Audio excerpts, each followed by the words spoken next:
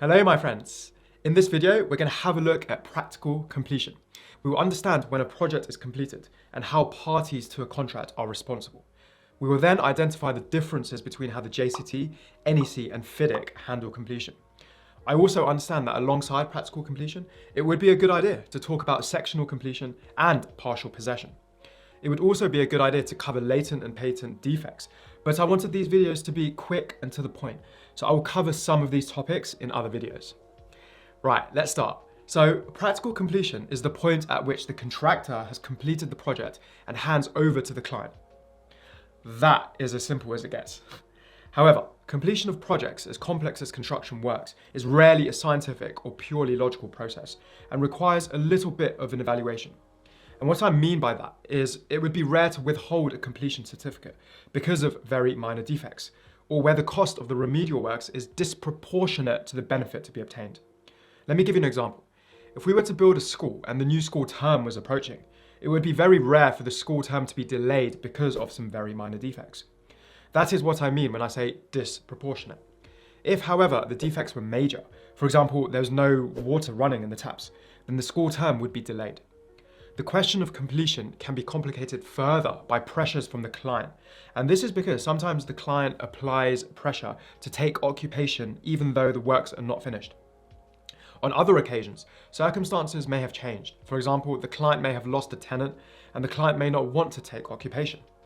In this case, the client may prefer to deduct liquidated damages for as long as possible. And in this situation, the client's quantity surveyors, some of you guys, would have calculated the different options and would likely go with the lowest cost option. This is also how quantity surveyors would give advice to their clients. The best quantity surveyors would have this knowledge at their fingertips. Okay, let's move on. So one of the first concepts to understand is when a construction and engineering project is actually complete.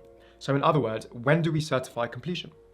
Generally, construction and engineering projects are not complete until all of the services required by the contract have been provided to a standard which is consistent with the requirements of the contract.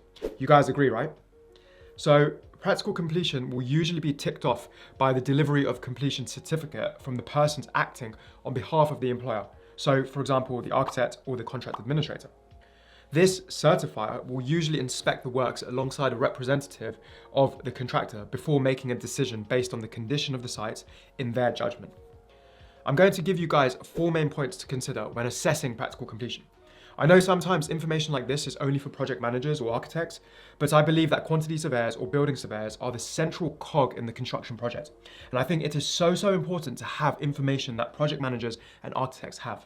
Once you understand their perspectives and what influences them, you'll start to become a world-class surveyor. You'll start to influence a lot more on your projects, and you'll be relied upon and trusted with more responsibility. This then leads to adding more value and getting paid more and more. Who doesn't want that? So, with that said, the 4 main points to consider when assessing practical completion are: number 1, most large contracts will have technical specifications incorporated into the contract, which will include a testing methodology process, which will need to be completed before practical completion is possible.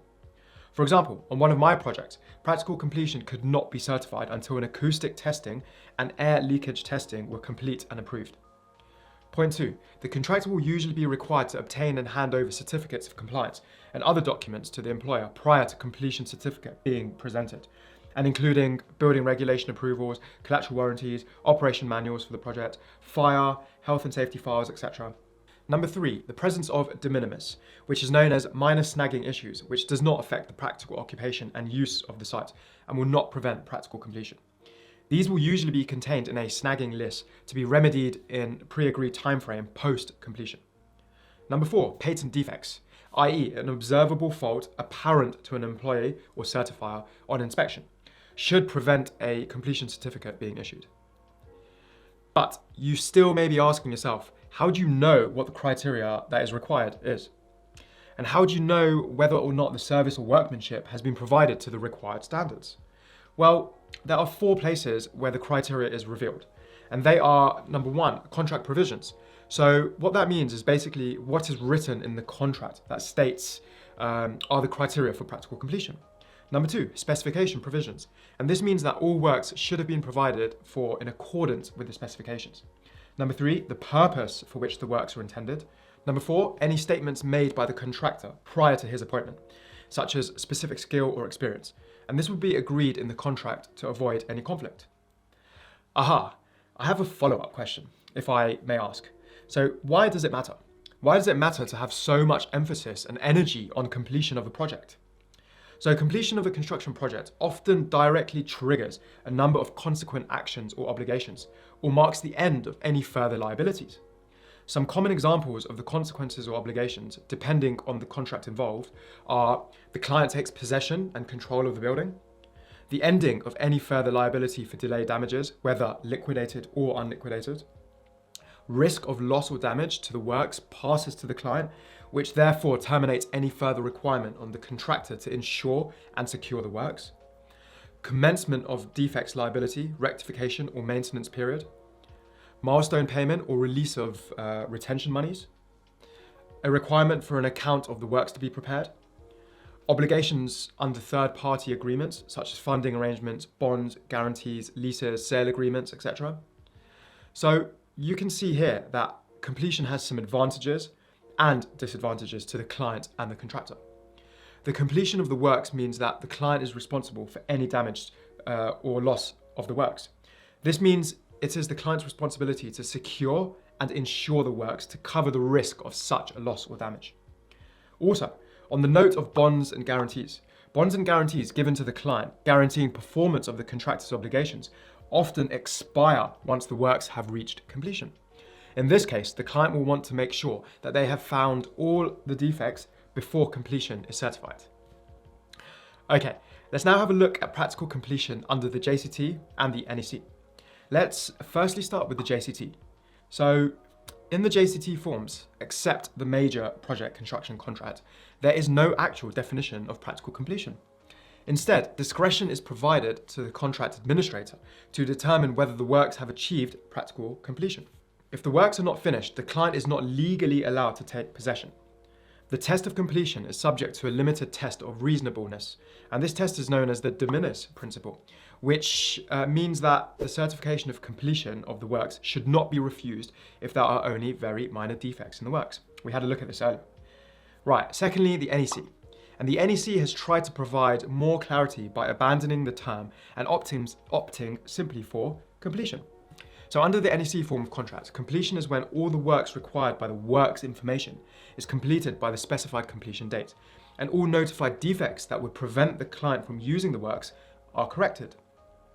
The key to this is that completion is achieved even if there are notified defects still present within the works, provided that those defects do not prevent the client from using the works. I hope that makes sense. Okay, thirdly, we've got FIDIC. And under the FIDIC forms of contract, which are mainly for my international audience, I see you guys, the client takes possession of the works when the works have reached a state of completion known as substantial completion. And substantial completion is primarily determined by whether or not the works are sufficiently complete to be fit for the purpose from the functional perspective. And what we mean by functional perspective is that the works are completed to be practical and useful and not just nice to look at. Other criteria to substantial completion under the FIDIC contract might include the cost of remedial works in proportion to the value of the original works. So, for example, if the value of the original works were $5 million and the remedial works were $500,000, that is not proportionate for the works to be substantially complete. If the remedial works were only a few $1,000s, then that would generally be enough to be called substantially complete. So in summary, most of the case law deals with practical completion under the JCT, so is of limited help when it comes to the NEC definition. From the cases, it is possible to say that the indicators of practical completion are the construction work to be done under the contract must be complete. There must be no apparent defects. However, practical completion is possible if there are hidden or latent defects or if minor work remains. There is therefore useful guidance, but no unambiguous definition of practical completion.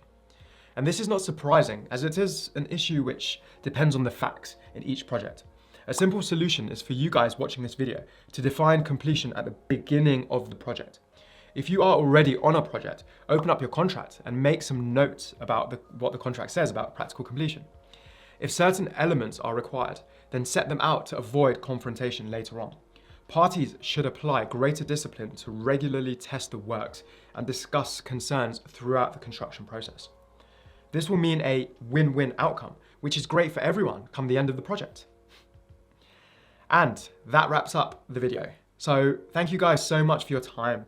I wish you all the best in your journey to becoming a construction master.